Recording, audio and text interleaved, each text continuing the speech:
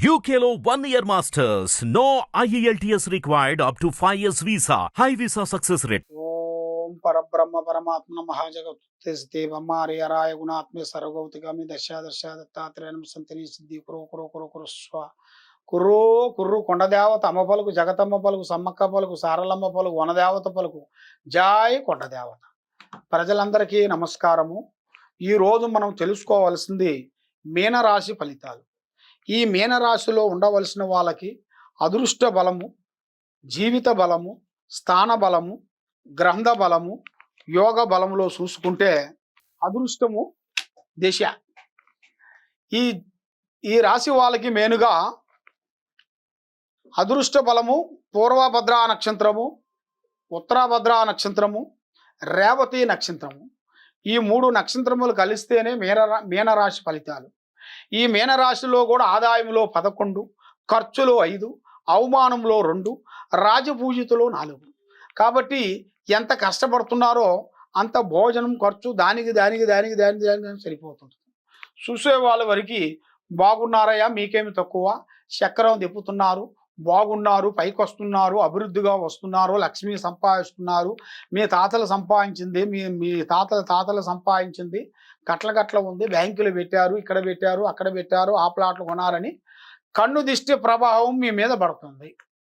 ఆ కన్ను దిష్టి ప్రభావం వల్ల మీరు ఎంతలా పని కూడా మీరు చేయలేకోకుండా పడిపోతుంటారు. అసలు ఇది ఎందువల్ల ఇలా జరుగుతుందా అనేది మీకు అర్థం కాదు. ఎందువల్ల అంటే మీకు రావు కేతువుల వల్ల మీకు ఏ పనులు కావట్లేదు, బ్రేక్ అయిపోతున్నాయి. మీరు పూజించాల్సింది శ్రీ లక్ష్మీదేవతని, అమ్మవారిని పూజించాలి. ఆ అమ్మవారు పూజించిన వెడల మీకు కష్టాలు వదిలిపోతాయి, మనశ్శాంతి నిలబడుతుంది, చేసే కార్యక్రమాలు అభివృద్ధిగా అవుతాయి.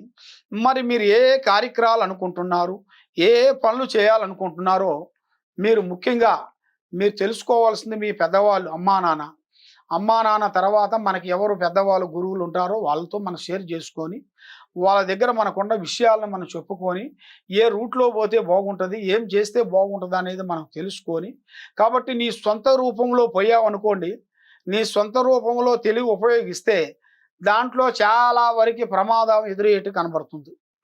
కాబట్టి అలాంటి ప్రమాదంలో నీకు కాకోకుండా పెద్దవాళ్ళ ఆశీర్వాదంతో పెద్ద రూట్లో వెళ్తే మీకు మంచి మంచి శుభ ఫలితాలు, వ్యాపారంలో, ఉద్యోగంలో, వ్యవసాయంలో, చేయాల్సిన ఉద్యోగంలో, రియల్ ఎస్టేట్లో కానీ, గవర్నమెంట్ డిపార్ట్మెంట్లో కానీ, సినీ ఫీల్డ్లో కానీ మీకు ఎలాంటి సమస్యలు ఉన్నా కూడా మీకు మంచి టయాలు ఎదురయ్యే మార్గాలు అతి దగ్గరలో వచ్చేసినాయి. కాబట్టి మీరు పూజించాల్సింది మీ కులదేవుని ఎక్కువగా పూజించాలి. మీ కులదేవుణ్ణి మీ పెద్దలు, మీ తాతలు, ముత్తాతలు మీకు ఉండాల్సిన అమ్మవార్లు కానీ, అయ్యవార్లు కానీ వాళ్ళ కులదేవతలను మీరు పూజించిన వెడల మీ మీద ఉండాల్సిన ఎన్నో సంవత్సరాల నుంచి ఉండాల్సిన కొన్ని కష్టాలు, ఎన్నో సంవత్సరాల నుంచి ఉన్న బాధలు తొలగిపోయే రోజులు అతి దగ్గరకు వచ్చాయి. కాబట్టి మీరు తప్పకుండా కొన్ని దర్శనాలు, దేవుడి దర్శనాలు, తీర్థయాత్రలు కొన్ని తిరిగి రావాల్సినవి కూడా దగ్గరలోనే కనబడుతున్నాయి.